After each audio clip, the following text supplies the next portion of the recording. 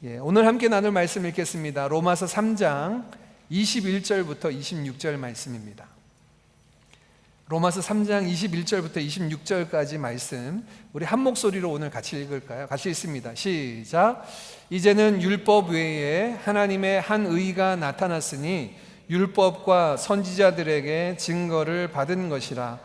곧 예수 그리스도를 믿음으로 말미암아 모든 믿는 자에게 미치는 하나님의 의니 차별이 없느니라. 모든 사람이 죄를 범하였음에 하나님의 영광에 이르지 못하더니 그리스도 예수 안에 있는 속량으로 말미암아 하나님의 은혜로 값없이 의롭다 하심을 얻은 자 되었느니라. 이 예수를 하나님이 그의 피로써 믿음으로 말미암는 화목제물로 세우셨으니 이는 하나님께서 길이 참으시는 중에 전에 지은 죄를 간과하심으로 자기의 의로우심을 나타내려 하심이니 곧 이때 자기의 의로우심을 나타내사 자기도 의로우시며 또한 예수 믿는 자를 의롭다 하려 하심이라. 아멘. 올해 시작되면서 첫째 주일을 예배를 마치고 예배 이후에 우리가 2026년 드림교회 신앙생활을 안내해 드렸습니다. 그때 제가 이제 주일 예배 설교에 관해서 함께 나눈 내용이 있는데요. 산상수훈 설교가 마치면 우리 교회 성장하는 제자라고 하는 훈련 과정의 내용들을 올해는 제자반 때문에 못하게 되었으니 그 내용을 가지고 말씀을 나누겠다라고 1년 연간 계획에 여러분과 함께 나눈 적이 있습니다. 그래서 오늘부터 7월 둘째 주일까지 약 13주간에 걸쳐서는 우리 교회 훈련 과정 중에 가장 기초가 되고 중요한 훈련 과정으로 함께 나누었던 성장하는 제자라고 하는 과정의 내용을 가지고 주일날 말씀을 나누게 됩니다. 싱가포르에 계시는 분들이 대부분 이제 주재원으로 오신 분들은 짧으면 2년, 길면 4년 정도 계시다 보니까 교회에서 하는 이런 양육 훈련들을 같이 할 수 있는 기회가 굉장히 짧은 것 같아요. 그래서 올해는 제자 훈련 외에 다른 양육 훈련을 하지 않기 때문에 오늘부터 이제 양육 훈련을 대신해서 이제 설교 말씀으로 전합니다. 제가 오늘 이제 오전에 선생님들하고 교사 예배를 드리지 않았습니까? 선생님들하고 같이 예배를 드리면서 이 말씀을 같이 나누면서 역시 성경 공부하면서 함께 나누는 내용과 설교하는 내용은 좀 다르구나. 선생님들의 모습이 그냥 일방적으로 이렇게 받기보다 이 말씀의 내용은 사실은 여러분이 궁금한 것 있으면 질문도 하고 그 질문하는 것에 대해서 제가 답하기도 하면서 나누는 내용이어야 되는데 좀 많이 미흡합니다. 그래서 여러분에게 권해드리기는 우리 교회에서 제일 중요하기도 하고 근간이 되는 훈련이기도 하기 때문에 올해가 지나고 교회 안에 성장하는 제자반이 열리는 시기에는 꼭 함께 양육을 받아보시기를 원합니다. 그렇게 추천드립니다. 오늘부터 이제 성장하는 제자반에 여러분과 함께 이제 입학하게 되었습니다. 모든 양육 훈련의 가장 처음 부분을 나누는 내용은 구원에 관한 내용들을 다루게 되는데요. 오늘과 다음 주 그리고 그 다음 주까지 3주에 걸쳐서 구원이란 무엇인가 하는 우리의 신앙생활에 있어서 가장 중요한 구원이라는 주제를 함께 나누게 됩니다. 저는 교회에서 신앙생활하면서 제일 중요한 주제가 있다면 바로 이 구원이라고 생각됩니다. 왜냐하면 신앙생활 한다라고 하는 그 모든 것들이 바로 이 구원이라고 하는 것에 바탕을 두고 있기 때문입니다. 예를 들어 지금 여러분 왜 이 자리에 앉아서 예배를 드리십니까? 구원받은 하나님의 백성은 예배하는 자여야 되기 때문입니다. 여러분 지난주 한 주 인생길을 걸어오셨을 텐데 한 주간 지내시면서 말씀을 읽고 묵상하고 또 기도하는 시간을 가지셨을 겁니다. 왜 크리스찬들은 말씀과 기도의 삶을 살아야 합니까? 구원받은 자들은 말씀과 기도로 하나님과 교제하고 동행해야 하기 때문입니다. 이렇듯 신자들의 삶을 한마디로 요약한다면 구원받은 삶을 경험하고 누리는 것이다 라고 해도 과언이 아니죠. 그만큼 이 구원이라고 하는 주제는 굉장히 중요합니다. 이번 주 중에 이제 제가 새가족 신방을 이제 했습니다. 오늘 가정에 이제 신방을 하면서 같이 방문을 했는데 이야기를 나누면서 그런 이야기를 나눠요.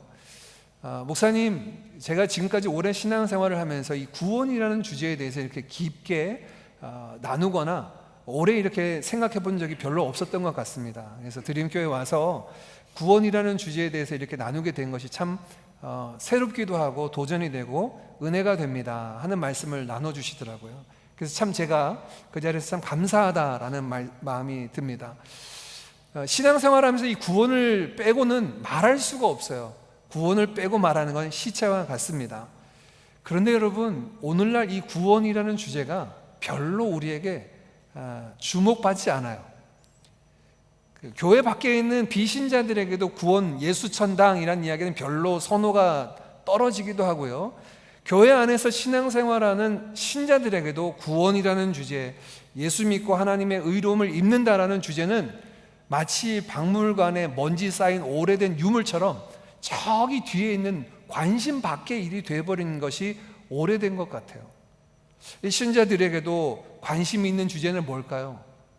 오늘 이렇게 힘겹고 어려운 시대를 살아가면서 우리 마음에 위로를 얻는 것, 힘을 얻는 것, 소망을 품는 것, 이런 건 관심이 있는데 이 구원이라는 주제에 대해서는 잘 주목하여 보지 않는 경향들이 오늘날 생겨난 것 같습니다. 그래서 왜 요즘 세태가 구원이라는 주제를, 구원이라는 이 중요한 것들을 잘 살펴보지 못할까라고 했을 때 몇 가지 이유들을 진단을 하고 있는데요. 첫 번째는 죄에 대한 개념들이 희미해졌다라는 겁니다. 사실 구원은 죄로부터의 구원이기 때문에 죄가 무엇인가를 전제해야 되는데 오늘날 신자든 비신자든 간에 죄라고 하는 것이 그냥 우리의 삶을 불편하게 하는 정도, 불편하게 하는 것들이라고만 생각하지, 그냥 우리가 어떤 정해져 있는 규칙을 어겨서 생겨나는 불편함과 어려움 정도라고 생각하지, 이것을 반드시 해결해야 될, 넘어서야 될 일생일대 큰 문제, 큰 사건으로 여기지 않는 사회적인 규범과 어려움들, 이거는 우리의 어떤 삶을 변화시키거나 기준들을 바꾸면 충분히 해결할 수 있는 것이라고 생각하는 거예요. 죄의 개념이 희미해졌다는 겁니다. 두 번째, 오늘날 우리 신자들을 진단하는 내용은 삶이 너무 바빠서, 이 C.S. 루이스의 책 스크루테이프의 편지라는 책에도 나오는데요, 신자들을 신자답게 살지 못하게 한다면 그들의 일상에 주목하게 하라라는 이야기를 해요. 그냥 우리가 삶을 살아가는데 바쁘게만 오늘 내가 해야 될 일들만 열심히 주목하여 살면 굳이 구원이라는 주제, 죄사함이라는 주제가 우리 가운데 중요한 주제로 와닿지 않는 거예요. 이건 사단의 전략이기도 하고 오늘 우리가 살아가는 현대 크리스찬들이 돌아봐야 할 문제입니다. 우리의 관심사가 그저 그렇게 오늘 당장 우리 눈앞에 닥쳐져 있는 문제들만 해결하게 급급하다면 신앙의 본질을 잃고 살아가는 경우가 생깁니다. 세 번째, 왜 우리는 이 구원이라는 주제를 뒷전에 두고 살아가고 있는가라고 할 때 지금 이 시대의 세태 때문에 그렇다라고 진단을 하기도 합니다. 지금 이 시대의 세태가 뭘까요? 후기 현대주의, 보통 포스트 모더니즘이라고 하는 사조인데요, 모든 것이 다 옳다라고 여기는, 절대적인 진리를 인정하지 않고 있는 이 시대의 사조 때문에 구원받는다, 또 의로움 받는다, 죄사함 받는다라고 하는 진리를, 그것은 교회 내에서 이야기하는 것이지 그게 모든 사람에게 통용되는 진리는 아니다라고 하는 세태 때문에 이 죄사함이라고 하는, 구원이라고 하는 주제가 마치 한켠 일부 사람들의 관심사 안에만 있는 주제로 여겨지기 때문이기도 하고요. 마지막 네 번째입니다. 왜 우리는 이 구원이라는 주제를 주목해 보지 않는가라고 할 때 죄로부터 신음하고 죄로부터 어려운 지금 이 시대를 살아가면서 해소할 수 있는 방법들을 자꾸 세상에 주고 있어요. 무슨 얘기냐면, 왜 우리가 구원받아야 될까요? 죄가 주는 여러 가지 고통과 어려움 때문에 그렇습니다. 근데 어떤 해결책을 줍니까? 스트레스 해소법, 마음의 외로움을 갖고 있을 때 그 외로움을 극복하는 비결, 우리의 삶 가운데 있는 여러 가지 어려움들을 어떻게 해소할 수 있는지에 대한 각가지의 제공하는 여러 가지 툴들을 통하여 내 삶에 가지고 있는 이 불편함들을 해소할 수 있다 생각하니까 굳이 십자가 앞에 나오지 않아도, 굳이 예수님을 믿지 않아도 내가 해결할 방법이 있다 생각하기 때문에 구원이라는 주제를 별로 주목해 보지 않는다, 이런 진단들을 합니다. 근데 여러분, 진짜 그렇습니까? 정말 구원이라는 주제가, 죄사함이라는 주제가 박물관에 먼지 쌓인 유물처럼 우리에게는 그다지 중요한 문제가 아닌 것입니까? 아니요. 사람들이 외면하고 사람들이 주목해 보지 않는다 할지라도 이 구원이라는 주제는 우리에게 굉장히 중요합니다. 그걸 어떻게 할 수 있을까요? 지금 현재 저와 여러분의 삶이 그것을 증명합니다. 중동 전쟁이 계속 앞이 어떻게 펼쳐질지 모르게 계속 진행되다가 잠시의 휴전을, 2주간의 휴전을 짓고 있죠. 오늘 제가 교회 오면서 뉴스를 봤더니 이제 이슬라마바드에서 이란과 미국의 협상이 결렬되었다, 이런 얘기가 되었어요. 그래서 이게 앞으로 향방이 어떻게 될지 잘 모르는 이런 부분입니다. 전쟁이라는 것을 지금 한 지역의 전쟁으로만이 아니라 전 세계가 유가의 폭등과 여러 가지 유동적인 상황들 때문에 고통스러워하고 있죠. 이제 이것이 우리의 실제 삶 가운데 여러 가지 여파로 다가오고 있습니다. 전쟁이라고 하는 주제, 이것도 역시 우리를 고통스럽게 하지만 그게 어디로부터 비롯되었습니까? 성경은 죄로부터 일어난 죄, 전쟁과 싸움과 다툼 이야기를 하고 있어요. 국가와 사회와 공동체 안에서는 어떻습니까? 불평등 또는 소득의 불균형적인 분배 때문에 오는 여러 가지 불편함들이 빈익빈 부익부라고 하는 이 차별들을 만들어내는 것 때문에 많은 사람들이 고통스러워합니다. 요즘 기술의 발달을 통해서 AI 시대를 우리가 맛보고 있죠. 이제 손쉽게 모르는 게 있으면 휴대폰을 열어서 이제 AI한테 물어보면 답을 얻기도 합니다. 그런데 그런 손쉬운 AI 기술 때문에 어떤 사람들은 일자리를 잃어버리고 살아갈 삶의 자리를 잃어버리는 경우를 또 맞닥뜨리게 됩니다.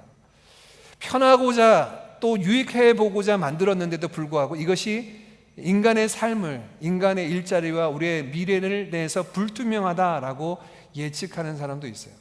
이렇듯 여러분, 저와 여러분이 살고 있는 이 삶의 현장들은 어느 것 하나 안정되어 있지 않고 평안을, 행복을 담보할 수 있는 것들이 없는 것입니다. 이게 비단 오늘날만의 문제일까요? 그렇지 않습니다. 성경은 인류, 특별히 아담과 하와의 범죄 이후에 죄 아래 종노릇했던 모든 인류의 삶이 지금 우리가 경험하고 있는 이 비참함 가운데 살아가고 있는 거예요. 그러니 여러분, 오늘날 구원이라는 주제가 우리와 상관이 없다고요? 구원이라고 하는 것, 죄사함이라고 하는 것, 그거 들여다보지 않아도 우리의 삶은 먹고 사는데 지장이 없다고 생각하는 건 아니요, 착각인 것입니다. 잘못 아는 거예요.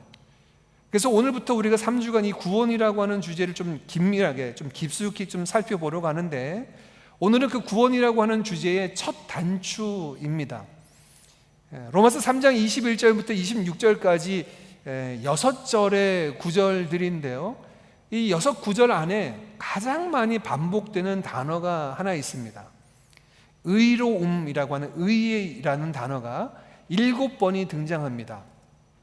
23절 한 절을 제외하고 나머지 5구절 가운데 7번이나 이 의라는 주제가, 단어가 등장을 합니다. 그러니 여러분, 오늘 설교 제목처럼요, 구원이라고 하는 것을 출발하는 데 있어서 가장 먼저 우리가 살펴볼 주제는 하나님의 의로움, 의라는 것입니다. 자, 이제 저를 잠깐 보시겠습니까?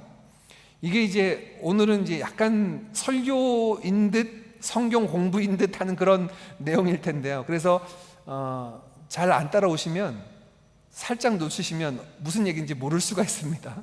잘 따라오셔야 되는데, 자, 구원이라는 주제를 하나님의 의에서부터 출발하는데 우리에게 의로움이 필요할까요? 여러분, 살아오면서 의로움이라고 하는 것이, 의라고 하는 것이 필요한 적이 있으셨습니까? 별로. 뭐 살아가면서 돈은 필요해봤지만 의로움이 필요한 적은 별로 없었다. 사실 우리가 보기에 의라고 하는 것이 직접적으로 우리에게 필요한 것인지를 잘 느끼지 못하는 것처럼 생각되는데 아닙니다. 꼭 필요합니다. 왜요? 오늘 23절 말씀에 모든 사람이 죄를 범하였음에 하나님의 영광에 이르지 못하더니 라고 말씀합니다. 모든 사람이 죄를 범하였다는 말은 모든 사람이 의로움을 상실해서 하나님의 영광에 이르지 못했다라고 말해요. 이게 지금 우리의 인간의 형편입니다.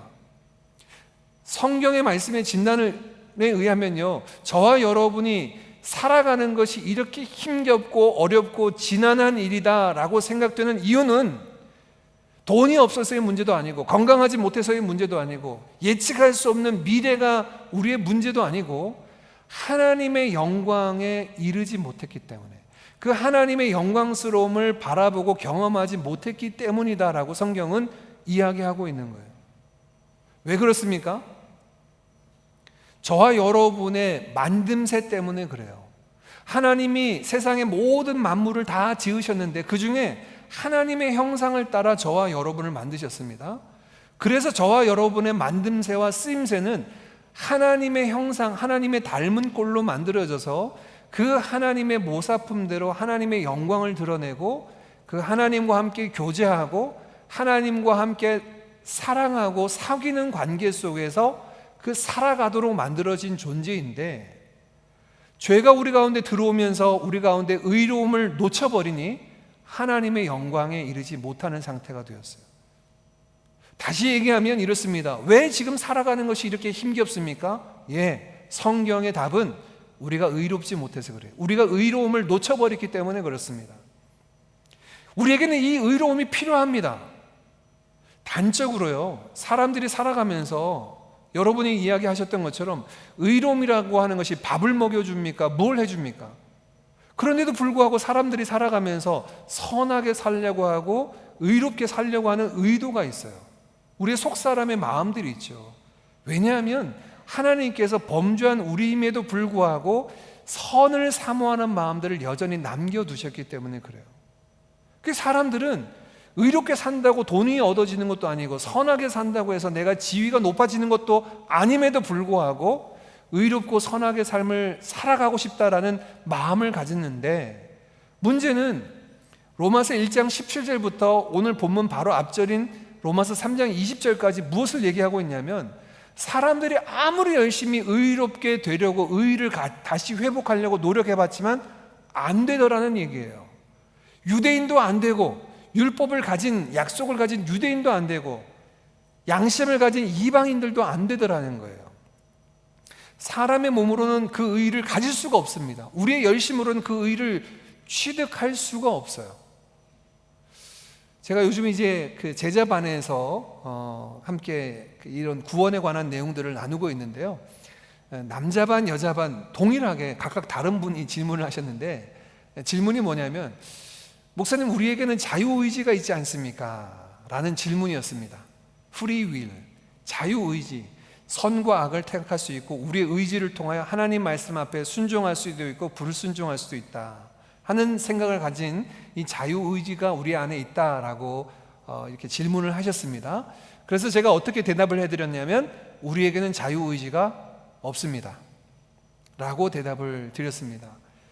자유의지라고 하는 말은 우리가 스스로 의로움을 택해서 그 의로움을 이룰 수 있는 의지가 있다라는 이야기인데, 선과 악을 택할 수 있는 의지는 아담과 하와가 범죄하기 직전까지만 존재했습니다. 아담과 하와가 범죄하고 난 이후에 저와 여러분이 지금 가지고 있는 의지는 어떤 의지냐면 죄에 종속된 의지, 죄의 종노릇하는 의지예요. 로마서와 갈라디아서 말씀은 우리가 행하는 모든 것들, 손으로 하는 것들, 입으로 뱉는 것들, 마음에 품고 생각하는 모든 것들이 다 악할 뿐인 이유는 우리의 의지가 그 죄의 종노릇하는 의지이기 때문에 그래요. 성경은 이걸 다른 표현으로 이야기하여 죄로 말미암아 영 죽었다라고 표현하기도 합니다.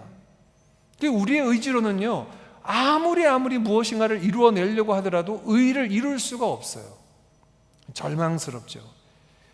이 표현을 성경은 할 수 없는 죄인이 되었다고 이야기합니다. 이런 우리에게 우리 스스로는 의로움이라고 하는 것을 되찾을 수 없고 만들어낼 수 없는 이런 우리의 형편 가운데 또 다른 의의가 시작됩니다. 3장 21절을 같이 한번 읽어봅니다. 시작. 이제는 율법 외에 하나님의 한 의가 나타났으니 율법과 선지자들에게 증거를 받은 것이라. 저와 여러분이 만들어낼 수 있는 또는 우리가 취할 수 있는 의가 없어요. 불가능합니다. 그래서 하나님께서는 율법 외에, 새번역 성경은 이 부분을 율법과 상관없이라고 번역을 했더라고요. 율법과 상관없는 하나님의 의를 우리에게 나타내 주셨어요. 나타내 주셨습니다. 제가 전도를 하거나 아니면 우리 성도님들 중에 이제 전도하시다가 저한테 와서 질문하시는 분들이 이런 질문을 합니다. 목사님, 복음을 전하다 보니까 이런 질문을 하시는 분들이 있어요. 야, 아무리 죄를 지어도 예수님만 믿으면 구원을 받는다는 게 그게 말이 되냐? 그러면 반대로 아무리 선을 행해도 예수님 안 믿으면 영원한 형벌, 지옥에 간다는 것도 이것도 말도 안 된다. 이렇게 말하는데 이걸 어떻게 얘기해야 될까요? 라고 이제 질문하는 경우들이 있죠. 전도할 때도 그런 이야기를 합니다. 그것에 대한 대답이 바로 21절에 있습니다. 우리의 몸으로는요, 우리의 힘으로는 하나님의 법인 율법을 통하여서는 의롭다라고 인정받을 사람이 아무도 없어요. 그래서 우리가 읽진 않았지만 바로 전절인 3장 20절에는 율법으로는 죄를 깨달음이라 라고 이야기합니다. 율법을 주신 이유는 지켜서 의로워지라고 주신 게 아니에요. 죄인들에게는 그럴 수 있지 않습니다. 율법을 주신 이유는 너희들이 죄인이야, 너희에게는 의로움이 없어 라고 확인해 주기 위해서 주셨다는 거예요. 그럼 하나님께서 하나님께 나아가도록 하기 위해서 또 다른 의의가 필요한데 그게 어떤 의의냐? 율법과 상관없이, 우리의 행위와 상관없이 나타난 하나님께서 이루신 의, 하나님의 의의가 우리에게 나타났어요. 이것은 구약의 율법과 선지자들에 의해서 증거된 내용인데 하나님께서 이 의의를 어떻게 나타내셨을까? 이 의의에 대한 내용들을 22절엔 한 번 더 이렇게 자세하게 설명합니다. 곧 예수 그리스도를 믿음으로 말미암아 모든 믿는 자에게 미치는 하나님의 의인이 차별이 없다. 이 하나님의 의는요, 예수 그리스도를 믿음으로 말미암아 우리에게 미치는, 그래서 예수님을 믿는 모든 사람에게 이르게 되는 하나님의 의로움인데, 주어지는 의로움인데 이거는 차별이 없어요. 차별이 없다는 얘기는 그들의 남녀노소, 빈부 귀천에 상관없이, 인종과 언어와 그들의 종교적인 백그라운드와 상관없이 어떤 종교, 어떤 모습을 가지고 있건 예수 그리스도를 믿음으로 말미암아 그들에게 주어지는 의로움이 있다는 거예요. 이건 우리가 이루는 의의가 아니라 하나님으로부터 주어지는 의인데 예수님을 믿는 자들에게 차별 없이 모두에게 다 주어지는 의입니다. 어떻게 이 의의가 이루어질 수 있을까? 24절에는 23절을 건너뛰고 24절에는 그 방식을 이렇게 설명하는데 우리 24절도 같이 한번 읽어보겠습니다. 시작. 그리스도 예수 안에 있는 속량으로 말미암아 하나님의 은혜로 값없이 의롭다 하심을 얻은 자 되었느니라. 아멘. 제가 신학대학에 들어갔는데 1학년 때 이제 수업을 듣는데요. 교수님 중에 한 분이 이제 매 시간마다 쪽지 시험을 보시는 교수님이 계셨어요. 쪽지 시험의 내용은 신학 용어를 영어로 보는 거였습니다.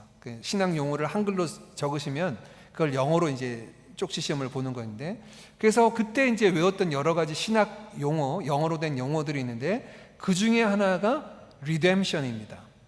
오늘 24절 말씀에는 한글 성경에는 속량이라고 표현을 했는데요. redeem 또는 redemption이라고 이렇게 하는 단어입니다. 구약 성경에는 룻기에 보면 나오미의 며느리였던 룻이 보아스라는 사람을 만나게 되는데 이 보아스라는 사람이 그 가정에 리디머가 됩니다. 기업 물을 자라고 번역이 되는데요. 이 리디머가 되는 이 redeem이라는 말, 또 redemption이라는 말입니다. 이 신학적인 용어를 제가 싱가포르 오니까 싱가포르 사람들은 일상에서 쓰고 있어요. 놀랍더라고요. 야, 여기 싱가포르 사람들은 굉장히 신학적인 사람이구나. 특별히 이 단어를 어디서 사용하고 있냐면 마트에서 사용을 합니다. 제가 페어프라이스에 가서 계산하려고 했더니 이 캐셔 분이 저한테 리딤 하겠느냐. 이게 처음에 무슨 말인지 몰라서 다시 물었더니 리뎀션 하겠느냐고 또 물어보더라고요. 그래서 이게 굉장히 신학적인 용어인데 어떻게 속량하는 얘기를 할까 했더니 나중에 알고 봤더니 제가 그동안 적립했던 포인트로 리딤, 그것을 차감하고 대신 지불하겠느냐라는 말이었어요. 여러분, 여기 24절에 말씀하는 속량이라는 개념을 이해하기 쉽게 여러분 페이프라이스에 갔다고 생각하십시오. 그러면 분명히 내가 물건을 샀는데 이 물건을 내 돈으로 지불해야 되는데 리딤해줘요. 리뎀션이 됩니다. 이 리뎀션이란 말이 속량, 구속이라고 번역되기도 하는데, 이 말은 내가 지불해야 될 값이 있는데 다른 것에 의해서 그것을 차감하고 값을 대신 지불한다는 겁니다. 그러면 우리에게 나타난 하나님의 의는 어떤 의예요? 24절 말씀은 이렇게 얘기합니다. 그리스도 예수 안에 있는 속량으로 말미암아, 예수님이 십자가 위에서 달려 돌아가시고 부활하심으로 말미암아 저와 여러분을 대신해서, 쉽게 생각하면 이렇습니다. 마트에 가서 계산해야 되는데 예수님이 저와 여러분을 대신해서 십자가로 말미암아 포인트를 적립해 주셨어요. 적립해 주셨습니다. 그래서 우리는 예수님께서 내 이름으로 그 포인트를 적립해 주셨으니까 그 이름으로 내가 redeem하면 됩니다. 이게 속량의 개념이에요. 저와 여러분이 마트에 가서 이 포인트로 리딤할 때요, 전혀 값을 지불하지 않죠. 내가 어떤 것들을 지불하거나 기여하지 않습니다. 그래도 차감됩니다. 왜요? 적립되어 있는 적립금이 그것을 대신 지불하기 때문에. 쉽게 얘기하면 예수 그리스도로 말미암아 속량받았다는 것은 하나님이 저와 여러분에게 의를 주기 위해서 어떻게 하셨냐면, 불법으로 우리의 죄를 눈감아 주신 것도 아니고요, 너희들 내가 사랑하니까 대충 이리 와라 라고 안아주신 것도 아니고요, 정당한 방법과 절차를 이용하시는데, 예수 그리스도를 통하여서, 십자가를 통하여서 그 값을 지불하시고 이것을 믿는 우리로 하여금 리딤하게 하셨어요. 자, 믿음이라고 하는 것을 제가 주일학교 아이들한테 설명할 때는 손이라고 이야기합니다.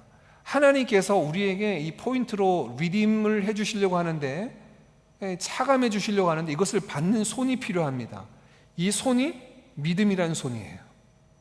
이 믿음이라는 손은 단순히 하나님께서 이루신 이 구속의 은혜를 우리가 경험하는 것이지, 믿음이 중요한 게 아니라, 어떤 신학자의 고백처럼요, 우리 믿음이 대단한 게 아니라 믿음의 대상인 하나님과 믿음의 내용인 예수 그리스도를 통하여서 구속받는 것이 대단한 겁니다. 그게 효력 있게 하는 거예요. 그래서 우리를 구속하신 겁니다.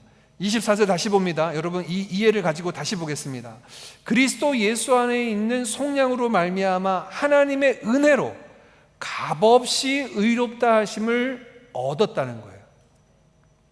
이게 율법 외에, 율법과 상관없이, 이 얘기를 다른 표현으로 얘기하면 저와 여러분의 행위와 상관없이, 우리가 어떻게 살고 살지 못하고와 상관없이 율법 외에 다른 의의가 만들어져서 그 의의가 우리에게 주어진 겁니다. 그러니 여러분, 우리가 전도할 때요, 복음을 전할 때, 야, 너희들 어떻게 그렇게 살아가는데도 그렇게 구원받는다고, 믿으면 구원받는다고 얘기할 수 있어? 맞아. 이렇게 살아도 구원받을 수 있는 이유는 내 삶으로 이룰 수 없는 의를 하나님께서 이루셨기 때문에 그걸 내가 믿음으로 받는 거야. 리딤하는 거야. 이게 리뎀션이에요. 이게 하나님께서 이루신 의를 우리에게 주시는 방식입니다. 우리 대한민국은 재작년 12월 3일 계엄을 시작으로 해서 지금 어려운 시기를 지나고 있는데, 저도 이제 한국에서 들려오는 여러 뉴스를 유심하게 많이 보고 있죠. 정치권에서 쓰는 용어 중에 이런 용어들이 있더라고요. 절차적 정당성이라는 겁니다. 계엄도 절차적 정당성이 있었느냐, 그것을 해제하는데도 절차적 정당성이 있느냐, 이것을 판결하는데도 절차적으로 정당하고 문제가 없느냐라고 하는 이 절차적 정당성을 많이 살펴보더라고요. 오늘 24절 말씀이 그것을 이야기합니다. 하나님의 의, 율법과 상관없이 만들어진 이 하나님의 의가 우리에게 주어지는 것이 절차적으로 문제 없어? 라고 퀘스천 마크 할 때 24절은 yes, 절차적으로 문제가 없어. 왜요? 예수 그리스도로 말미암아 그 안에 두신 속량으로, 리뎀션으로 말미암아, 그 포인트로 말미암아 믿는 우리에게 은혜로 값없이 의롭다 하심을 얻게 되었기 때문입니다. 이 부분에 대해서 바울은 25절에 한 번 더 이 부분을 더 강조해서 이렇게 이야기합니다. 25절입니다. 이 예수를 하나님이 그의 피로서 그 피로서 믿음으로 말미암는 화목 제물로 삼으셨으니 이는 하나님께서 길이 참으시는 중에 전에 지은 죄를 간과하심으로 자기 의로우심을 나타내셨다. 복잡하죠? 25절 말씀. 25절 한마디로 얘기하면 좀 전에 여러분과 함께 나눴던 하나님은 절차적 정당성을 이렇게 이루셨다는 거예요. 자, 이게 중요합니다. 이제 마지막 말씀에 도달했는데 이제 저를 잠깐 다시 보겠습니다. 이게 굉장히 어렵기도 하고 또 잘 생소하기도 하기 때문에 잘 정리를 해 놓으셔야 되는데, 우리로서는 의로움을 이룰 수 없어요. 이 의로움은 필수적인 겁니다. 왜요? 하나님께 나아가기 위해서는요. 하나님의 영광을 바라보고 하나님의 영광을 기뻐하고 즐거워하기 위해서는 이 의로움이 없이는 나아갈 수가 없어요. 하나님은 의로우신 분이고 우리는 죄인이기 때문에. 근데 이 의로움을 우리는 만들어낼 수가 없어요. 왜? 이미 우리 죄인된 우리의 의지는 죄의 종로로 타는 의지여서 입으로 말하는 것마다 뾰족뾰족하고 저주와 냄새나는 독설이 있고, 우리의 마음에 품은 모든 것들은 죄악이 가득한 냄새나는 것들이 가득하고, 바울의 얘기가 그렇습니다. 로마서 말씀에 우리의 두 발은 어떻습니까? 전쟁하고 싸우기에 빠르고 우리의 두 손은 다른 사람들을 빼앗는데 즐겨하는 손들이에요. 우리의 의지가 죄의 종로로 타는 이런 모습으로는 의로움이라는 것을 얻을 수가 없어요.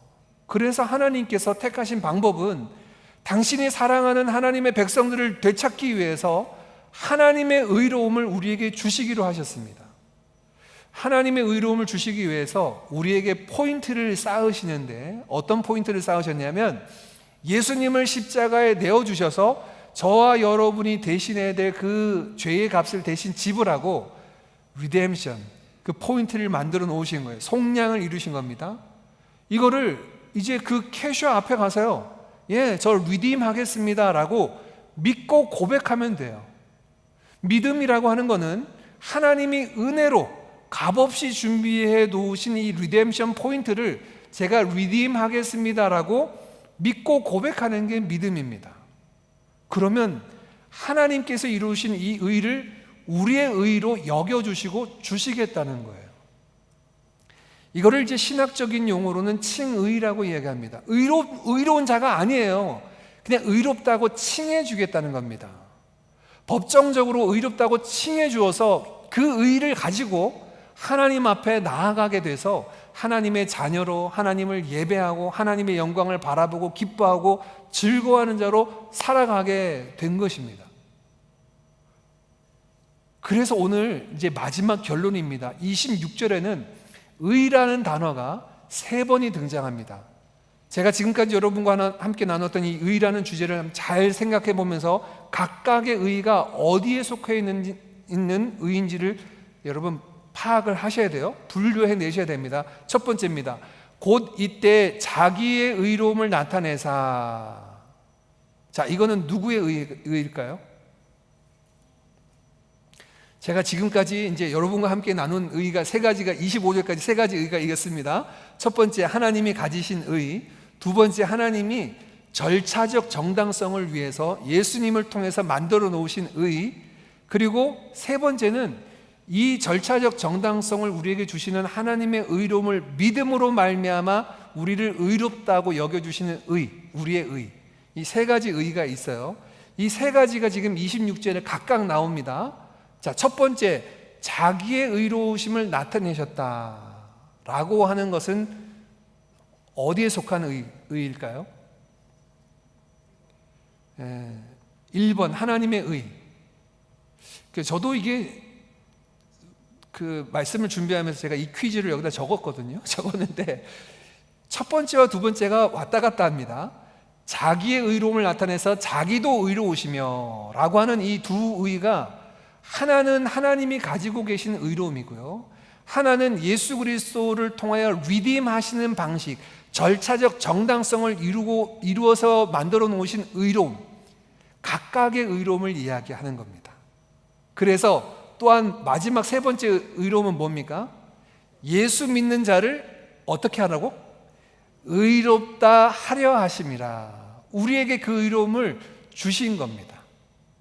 그래서요, 예수 믿으면 구원받는다, 예수 믿으면 죄사함 받는다는 것은 우리의 행위로가 아니고요, 하나님의 의가 우리에게 은혜로 주어졌기 때문에 그래요.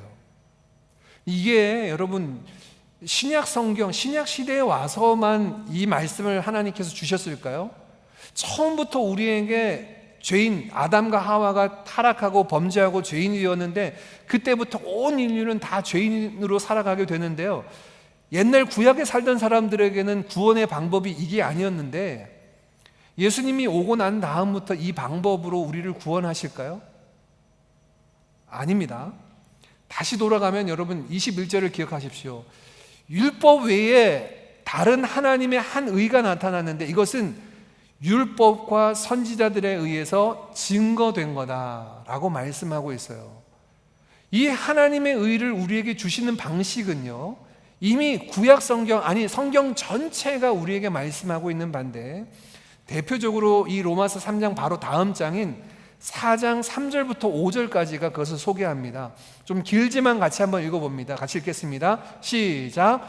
성경이 무엇을 말하느냐? 아브라함이 하나님을 믿음에 그것이 그에게 의로 여겨진 바 되었느니라. 일하는 자에게는 그 삭시 은혜로 여겨지지 아니하고 보수로 여겨지거니와 이를 아니할지라도 경건하지 아니한 자를 의롭다 하시는 이를 믿는 자에게는 그의 믿음을 의로 여기시나니.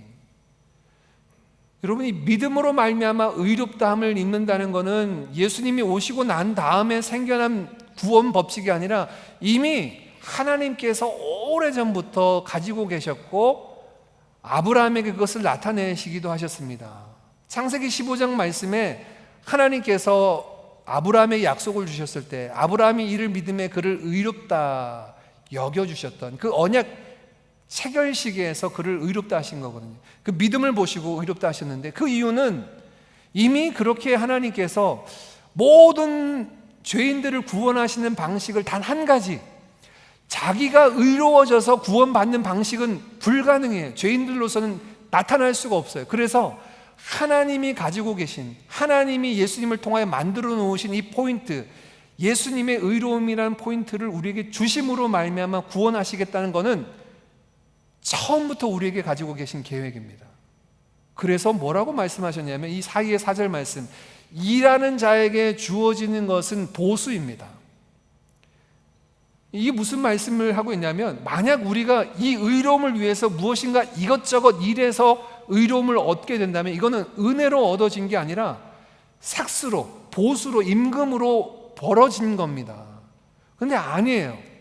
경건하지 않는 자, 죄인들을 의롭다 하시는 것은 그들의 보수로 의해서 주어지는 의로움이 아니라 하나님의 선물로, 하나님의 값없이 주시는 은혜로 말미암아 얻게 되는 의라는 거예요.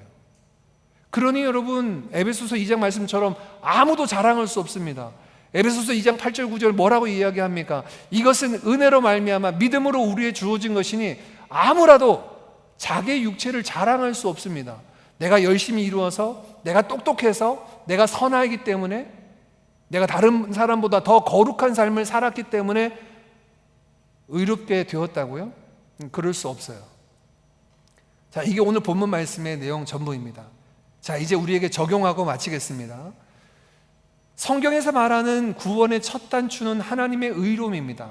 하나님의 의가 우리에게 주어졌다는 거예요. 하나님 당신 자신이 십자가 위에서 그 의의 대가를 지불하셨고 절차적 정당성을 마련하셔서 믿는 우리에게 주어졌습니다. 그러면 이 말씀을 받는 우리에게는 무엇을 이야기할까요? 첫 번째, 여러분 힘 빼시라는 얘기입니다. 힘 빼세요. 열심히 교회 나가서 열심히 헌금해서 열심히 무엇해서 내가 구원을 받아야 되겠다라는 생각한다면 no, 성경에서 얘기하는 구원이 아니에요. 그거는 수고한 사람에게 주어지는 보수로 내가 구원을 얻겠다는 이야기인데 그런 구원은 성경에서 말하는 구원이 아니고 우리가 그런 모습을 통해서 의로움을 취할 수가 없어요. 하나님은 열심히 일한 사람들에게 보수로 구원을 주시는 분이 아니라는 이야기입니다. 구원은 은혜로 주어지는 건데 오직 하나님의 이루신 의 때문에 주어지는 겁니다. 그러니 여러분, 힘 빼세요. 내 구원을 위해서 내가 무엇인가를 해야 되겠다라고 생각한다면 착각하지 마십시오. 제가 성경 공부 시간에도 이 복음에 대해서 여러 차례 말씀을 나눴는데 참 아이러니하게도 시간이 조금 지나면 우리 성도님들 안에 불안한 감이 있어요. 내가 이러다가 구원 못 받는 건 아닌가. 뭘로 구원을 지금 측정하고 있는 거예요? 내 신앙의 열심, 내 신앙의 상태를 통하여 구원을 측정하려고 한다면 이거는 율법을 통하여 우리의 의로움을 취하려고 하는 회귀 아니겠습니까? 그거 아니라는 거예요. 우리의 구원은 언제든지 예수 그리스도의 십자가, 우리를 통하여 그 십자가를 통하여 하나님의 의를 주신 그분을 통하여 확인해야 될 줄 믿습니다. 그러니 여러분, 힘 빼시고 구원의 이야기만 나오면 뭘 해야 되냐면 찬양만 하면 돼요. 감사만 하면 됩니다. 야, 하나님께서 은혜로 값없이 우리에게 선물로 이것을 주셨다니. 그 하나님을 찬양할 밖에 없어요. 그 하나님 앞에 감사할 것밖에 없습니다. 제가 예전에 한번 여러분에게도 나눴는데 저는 어렸을 때 이런 말씀을 드렸습니다. 너희 그렇게 하나님의 은혜로 말미암아 구원받았는데 그 은혜에 보답하며 살아야지. 저는 그 말씀이 정말 저한테 은혜되는 말씀이었거든요. 내가 구원받은 하나님의 백성으로 그 은혜에 보답하며 살아야지. 나중에 제가 성경을 연구하고 보니까 성경의 이야기가 아니더라고요. 하나님은 그 베푸신 은혜에 보답을 받기를 원하시는 적이 없어요. 그 은혜는 값없이 은혜로 주어졌는데요. 이 구원은 값없이 은혜로 주어졌는데 그 은혜 받았다고 너 이제부터 내 말 잘 들어야 돼. 아니면 은혜에 보답하는 삶을 살아야 돼. 그래서 저는 교회 안에 그 들어온 비기독교적인 생각 중에 하나가 보은 사상, 은혜를 갚아야 되는 사상. 이거 성경적이잖아요. 이 은혜는 갚을 수도 없어요. 우리가 무엇을 한들 이 은혜를 갚을 수 있습니까? 이 의로움을, 그 의로움을 받은 것에 대한 상당한 가치를 기여할 수 있겠어요? No. 그러니 여러분, 은혜를 보답하고 갚아야 되겠다 이런 것도 하지 마십시오. 이건 그냥 하나님의 의를 우리에게 은혜로 주어진 거예요. 값없이 은혜로 받은 겁니다. 선물로 주어진 거예요. 자, 두 번째, 오늘 본문 말씀을 통해 우리가 다시 기억해야 될 것이 있습니다. 구원은 의로움을 얻는 것이 종착역이 아닙니다. 구원은 어디가 종착역이에요? 로마서 3장 23절 말씀, 모든 사람이 죄를 범하였으며 하나님의 영광에 이르지 못하였다. 제가 지금 오늘 말씀을 시작하면서 왜 우리에게 은혜가 필요하냐? 하나님의 영광에 나아가기 위해서, 하나님과 교제하기 위해서 이 은혜가 필요하다고 나누었잖아요. 그러면 여러분, 저와 여러분이 이 은혜로 말미암아 구원받았습니까? 그러면 나는 이제 의롭게 여김받았다, 의로운 하나님의 백성이 되었다는 것으로 그치면 그거는 구원의 절반도 못 미친 거예요. 출발점입니다. 의롭다함을 입은 이유는 하나님의 영광에 나아가기 위해서요. 그 영광스러운 하나님의 그 영광을 맛보고 하나님을 기뻐하고 즐거워하고 하나님과 동행하는 삶을 경험하기 위해서입니다. 잘못된 구원론 중에 하나가 이거예요. 나 예수 믿었으니까 내 손에 천국행 티켓이 주어졌으니까 난 구원 끝났다? 이거 잘못된 겁니다. 구원은 거기가 끝이 아니에요. 내가 의로움을 입었다면 그 의로움을 우리에게 주신 이유는 하나님의 영광에 이르기 위해서, 하나님의 영광을 바라보고 그분과 교제하기 위해서예요. 여러분이 그 의를 입으셨으면 이제 하나님과 함께 진하게 교제를 나누셔야 됩니다. 교제를 안 나누고 계시다면 받은 바 그 의로움을 쓰지 못하고 있는 거예요. 찬양을 통해서 하나님을 기뻐하십시오. 말씀을 통해 그 하나님을 즐거워하고 사랑하는 그 자리에 도달하시기를 바랍니다. 마지막 세 번째입니다. 오늘 하나님의 나타난 의, 우리에게 주어진 의는 우리에게 무엇을 이야기합니까? 하나님은 우리에게 그냥 이제 너는 나의 의로운 백성이 되었어 라고 율법과 상관없는 의만 나타난 게 아니라 이제 하나님의 새로운 의의 역사가 시작됐습니다.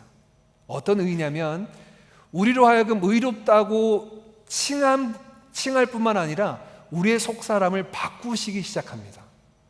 의로운 하나님의 백성으로 살아가도록 우리를 새롭게 하십니다. 비록 이 땅에서는 완전한 의를 이룰 수는 없어요. 그럼에도 불구하고 의롭다고 칭함받을 뿐만 아니라 이제 하나님의 의의 도구들로 살아갈 수 있도록 우리를 새롭게 하시고 인도하십니다. 그래서 사도 바울은 로마서 8장에 그렇게 얘기해요.